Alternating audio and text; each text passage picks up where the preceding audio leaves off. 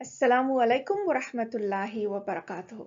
Today is part 4 of Surah Kahf, Summary and Reflection by Themes. Bismillahir Rahmanir Rahim.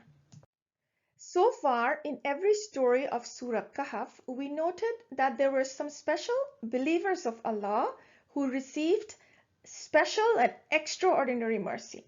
Here it is Dhul Qarnayn. He traveled extensively and had great power given to him as a special mercy from Allah.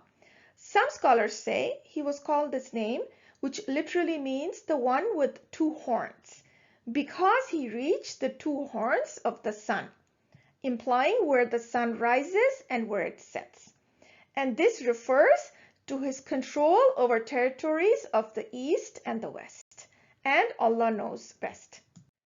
Maghrib, as used in verse 86, is used in the Quran and in Hadith as a common Arabic idiom for the West.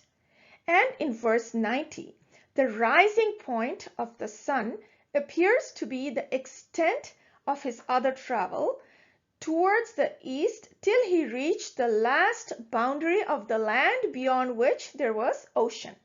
He reached a territory where the limits of the civilized world had come to an end, and beyond which was the territory of barbaric people. These people had no shelter at all, of tents or buildings to shade them from the sun. This showed he had reached an extremity in civilization.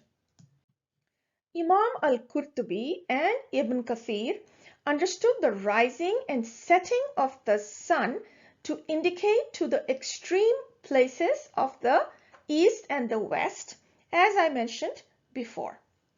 Some scholars say this is Africa and China, beyond which there is nothing but the ocean. 3 nations are mentioned in this surah that Dhul Qarnayn came across from his travels. This we understand from verses 85, 89, and 92, which use the same words to mean that he traveled a course. The second and third time of his travel, the word thumma precedes this statement, showing a gap of time before he traveled again. Now let's review the verses that show that Dhul Qarnayn was also a special believer, a key theme of this surah. Every time he passed a nation, he subjugated them to call them towards Allah.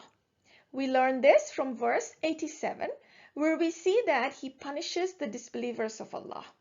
This is similar to the story of Sulaiman alayhi salam, where he would acquire a kingdom and subjugate the people towards worshipping Allah.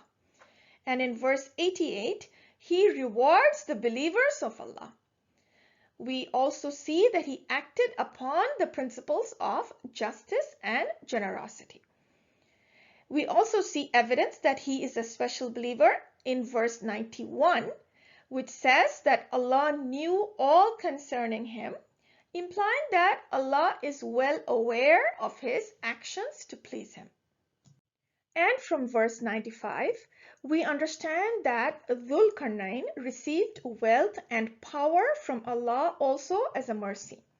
He says, "What my Lord has provided me is far better than any compensation or wage that this nation could give him for building this dam or wall," and we will go over this story next. So again, this verse reminds us of Sulaiman alayhi salam and his service for Allah with his wealth and power, and how he was always grateful to Allah. Then from the east, Dhul Qarnayn traveled until he reached his third travel destination.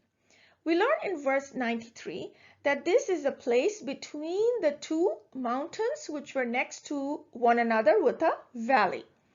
The last road he followed must be in a different direction than east or west, because the third road is mentioned separate from his first 2 roads.